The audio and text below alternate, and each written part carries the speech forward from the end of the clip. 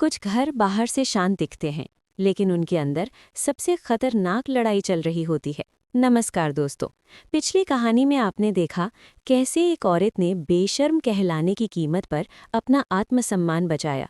लेकिन कहानी यहीं खत्म नहीं हुई थी, क्योंकि जब औरत चुप रहना छोड़ देती है तो कुछ लोग डरने लगते हैं।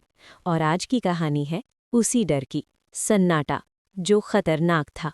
घर में अब झगड़े नहीं होते थे, ताने भी कम हो गए थे, पर यह शांति अजीब थी। अनन्या सब समझ रही थी। सास शांत थी, पर आंखों में कुछ दबा हुआ था।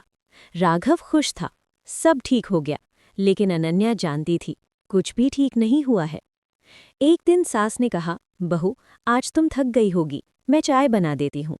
अनन्या चौंक गई। वो वही सास थीं जो कभी उसे रसोई से बाहर नहीं आने देती थीं। सम्मान या कोई चाल? उस रात अनन्या को नींद नहीं आ रही थी। वो पानी पीने उठी तो देखा सास फोन पर फुसफुसा रही थी। हाँ, अब सब संभाल लूंगी, बहुत ज्यादा उड़ने लगी है। अनन्या की सांस अटक गई।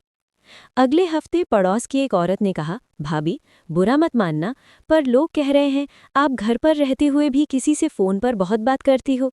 अनन्या का चेहरा पीला पड़ गया। यही था असली खेल। धीरे धीरे बातें फैलने लगी। बहू ज्यादा आज़ाद है, पति को कंट्रोल करती है, संस्कारों से दूर है।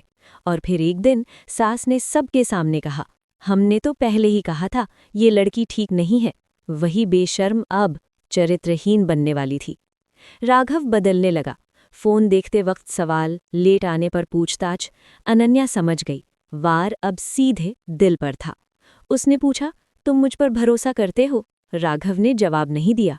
एक रात अनन्या ने सास का फोन देखा। रिकॉर्डिंग, व्हाट्सएप चैट, झूठी कहानियां, सब कुछ मौजूद था। वो रोई नहीं। उसने मुस्कुराकर कहा, अब खेल बराबरी का होगा। परिवार की पंचायत बैठी। सास ने रोते हुए कहा, हमारी बहू ने हमारी नाक कटवा दी। तभी अनन्या बोली, अगर इजाजत हो तो मैं भी कुछ दिखाना चाहती हूँ। पूरा कमरा सन्न। फोन चलाया गया। सास की आवाज़, झूठ, साजिश, सब सामने। राघव की आंखें भर आईं। वो घुटनों के बल बैठ गया। मुझे माफ कर दो, मैंने तुम्हें समझा ही नहीं। सास खामोश थीं, पहली बार सच में। अनन्या बोली, मैं बदला नहीं चाहती, मैं सिर्फ सच चाहती हूँ। पर अब मुझे इज्जत चाहिए, डर नहीं। उस दिन घर नहीं टूटा, पर सोच टूट गई। दोस्तों, सबसे बड़ा थ्रिलर घर के अंदर चलता है, जहाँ साजिश चुप्पी में पनपती है। अगर आपको ये पार्ट 2 पसंद आया हो तो कमेंट में लिखिए पार्ट 3 चाहिए। और बताइए, क्या अनन्या को माफ़ कर देना चाहिए था या घर छोड़ देना चाहिए था?